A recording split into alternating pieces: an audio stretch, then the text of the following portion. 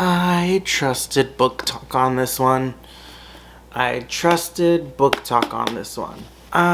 have been wanting to read this book, and I finally read it. The reason I read it was because I got it on sale.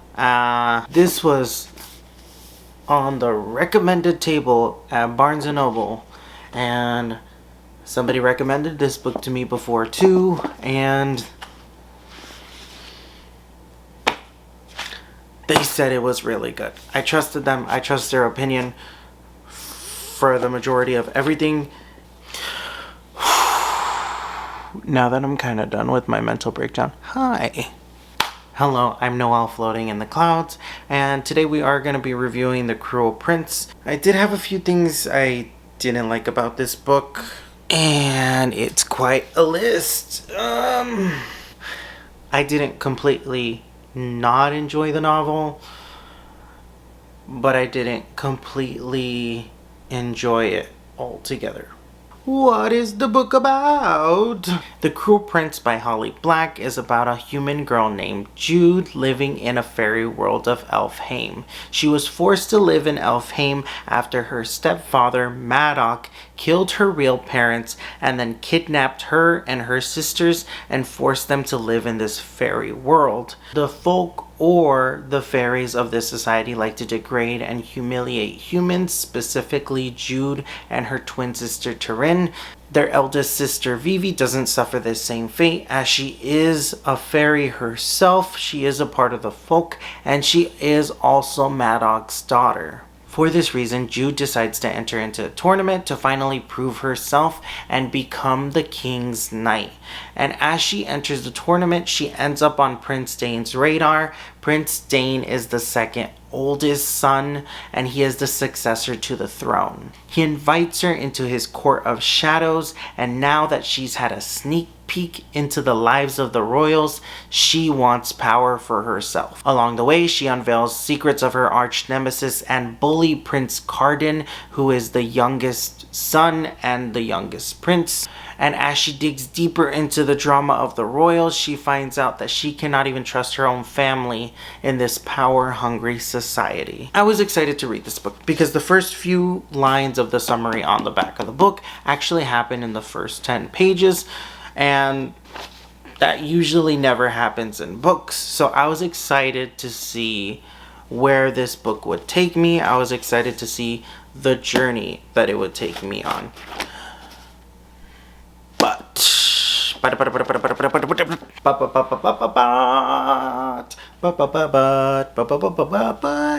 could give you the rating right now. I would give it a solid 6 out of 10. It wasn't a bad book, but it wasn't a good book. Did it keep me interested? Yes.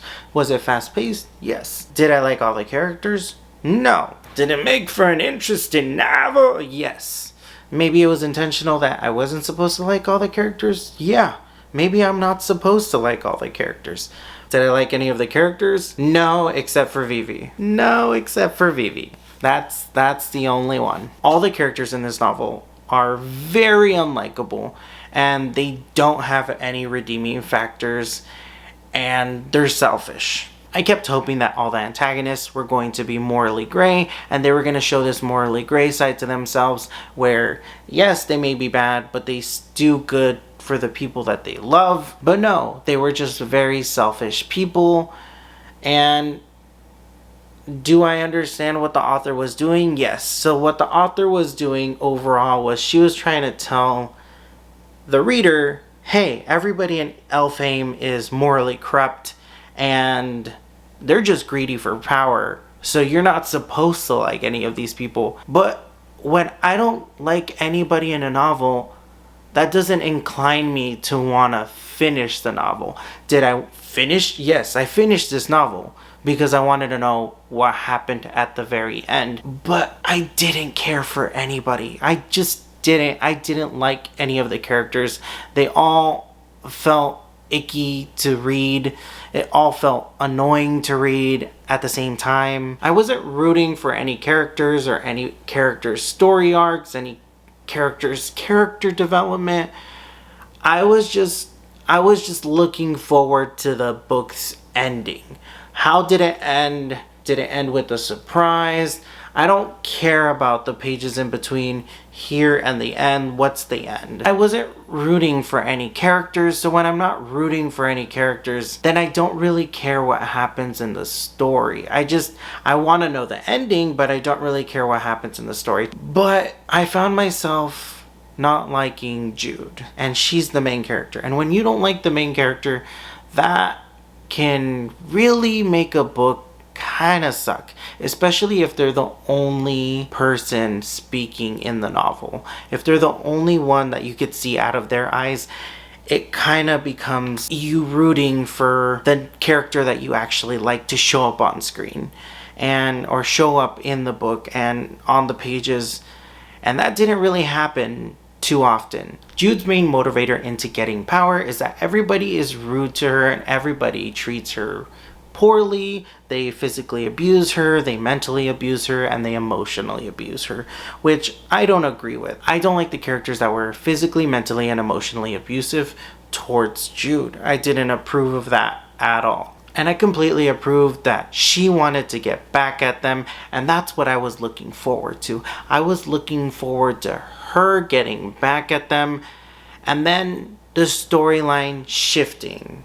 And it didn't quite shift. Where I thought the story would change was when their older sister Vivi, about like maybe 40 pages in, decides that she's gonna help Jude and Turin escape Elfhame and escape all the abuse. She said, you know what, I'm tired of seeing you guys suffering. You guys are my sisters. I have powers. And I thought that's where the story was going. I thought Vivi was gonna make a break for it. I thought Vivi was gonna get them out of there and get them out of that toxic lifestyle, and it was kind of gonna be a manhunt novel where Madoc is looking for Turin, Vivi, and Jude. So their older sister is like, I feel bad that you guys don't have abilities. I feel bad that you guys are being abused by all these royals. I'm gonna get you guys out of there. I'm gonna get you guys back into the real world, and we're gonna escape. We're gonna finally escape, and we're finally gonna get away from all these people that have been mistreating you. And Jude and Turin take that and they go, no. We want to go back to Elfhame, and we want to live there for the rest of our lives because that's all we've known. That's all we've known, and we want to get back at everybody that's mistreated us.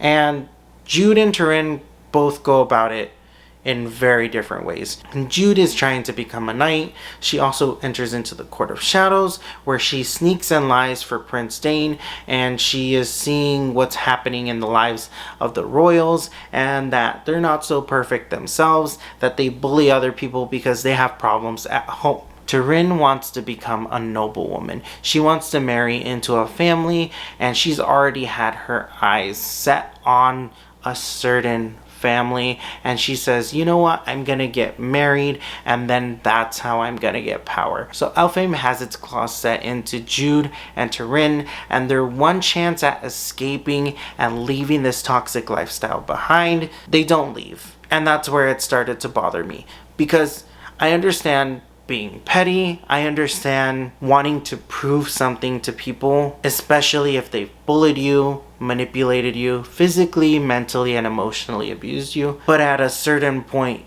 you have to stop it. You have to cut the cord. You have to get away from that toxic lifestyle. You have to get yourself to safety. And Jude and Turin both didn't want that. They wanted to remain in Danger's path. Did it make for an interesting novel? Yes. Did I like the characters? No. How would this book have been more interesting? If this book was told through Vivi's perspective and you were able to see how her abilities grew stronger, her mind controlling abilities, but then her learning new abilities in order to protect her sisters from these royals of Elfhame, and also the adventures that they would be able to go on to from her learning new powers and her mastering her abilities. Also, she didn't care about anybody in Elfhame. She hated the government, so it would have been perfect, because I hated the government in Elfhame.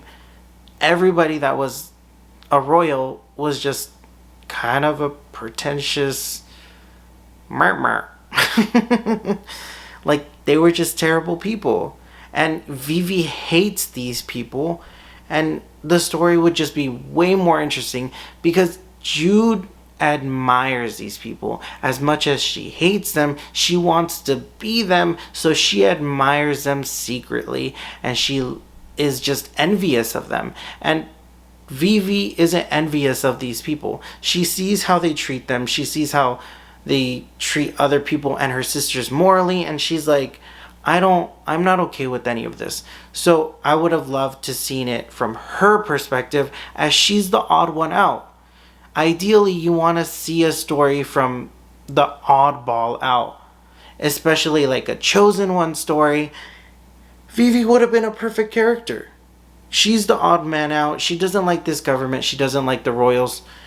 She could have torn this whole government to pieces, and this would have been awesome if it was Vivi's show. What's some of the abuse that Jude goes through in this book, you may ask? Prince Cardan almost gets her murdered in a lake full of carnivorous mer people. At one point, Prince Dane and Jude enter into a gesh. A gesh is a magical contract that can be anything. Their specific contract was that Jude could not be mind controlled by any of the royals because fairies can mind control humans, and humans are susceptible to being mind controlled if they don't have any protections like rowan berries or anything else. So they have this protection against mind control, and they make this contract, and not even the chapter after, I think it's the same chapter,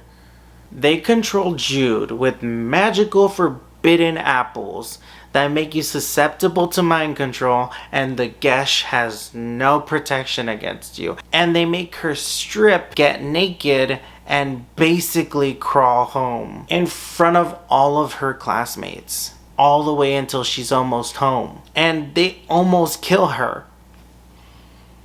And she wants to continue to live here. Like, she gets so close to death. She gets so close to death, and she wants to continue to live here because she wants power. And it's like, I don't understand. They almost killed you. Twice. That was the second time in the book that they almost killed her. And it's like, that's the second time that they almost killed her. Why? Why are you staying here?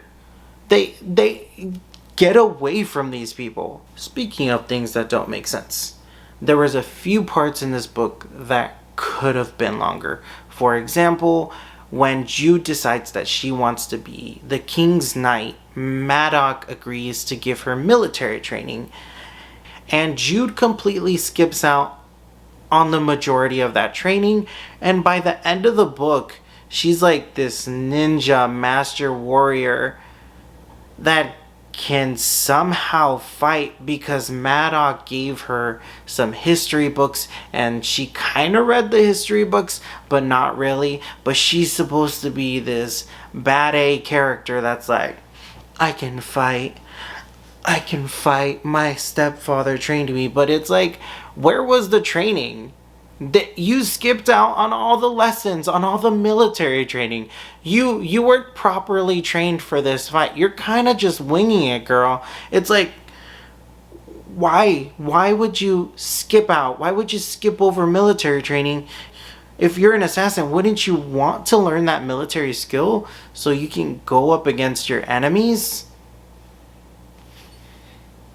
Make it make sense. And then you have the likable characters in this book, like the Court of Shadows and Vivi, and the most you get out of them is maybe like 20-30 pages, and then they're all gone. You don't really hear about them in the entire book, and I wanted to know more about their backstory, especially the Court of Shadows. The Court of Shadows, everybody in the Court of Shadows seemed interesting. They all seemed like they could be fleshed out characters with more of a backstory, and they're kind of just introduced for a purpose, and then they show up at the end, do their job, and then that's it.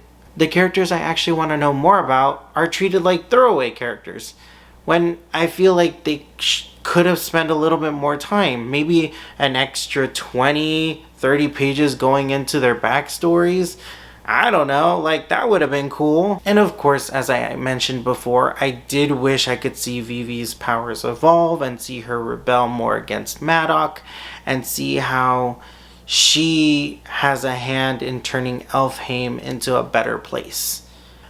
It sucks when you have a main character that you don't want to be the main character.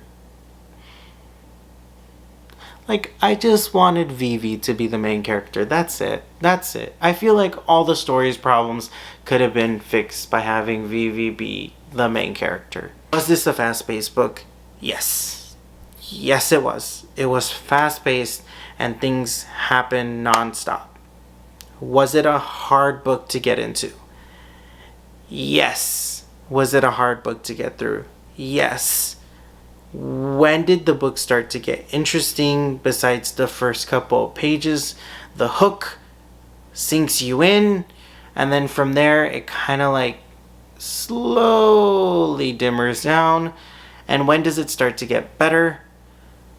Out of a 370 page book, at page 246, that's when the story gets like juicy and you're just like, where was this book? Where was this book? Okay. Page 246, I see you. But then by the end, 246 out of 370, you've set up for most of the novel, and then now the climax is happening, and the book just ends. Does the book have a second and third novel? Yes, it's a trilogy. Would I want to read it? No. I know this is some people's favorite book, and that's okay. A lot of the books that I like, people won't like, and maybe this just isn't my book. But Lord, if it takes 246 pages to get to the good part, it's like, please help me. All I want is just likable characters, and they don't have to be completely likable.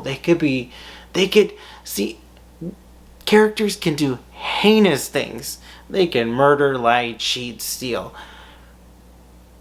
But they have to have some redeemable factors. I have to root for them somehow. There has to be something that makes me see why I need to root for them. In this book, I didn't care. If you haven't read this novel, I would still give it a chance. Maybe you'll like something about it that I completely glossed over. This isn't meant to be a completely negative review. It's more of a, I'm just disappointed. I went in with an expectation. I just couldn't relate to any of the characters, and maybe you will be able to find some redeemable factors that I couldn't in these characters. Maybe you'll like these characters and maybe you'll understand their journey a little bit better. I did understand their journeys, I just didn't care for them, and maybe that's why it was a struggle and it felt like work to get to the finish line. There's nothing against Holly Black. She is an amazing writer. The book itself has really good imagery and it has a lot of imaginative storytelling that I do like. I like how she builds her world.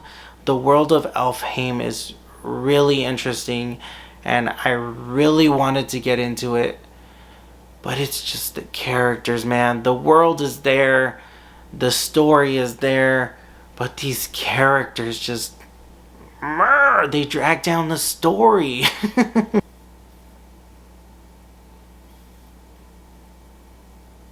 I hope you enjoyed this video. I do apologize if I was a little too negative.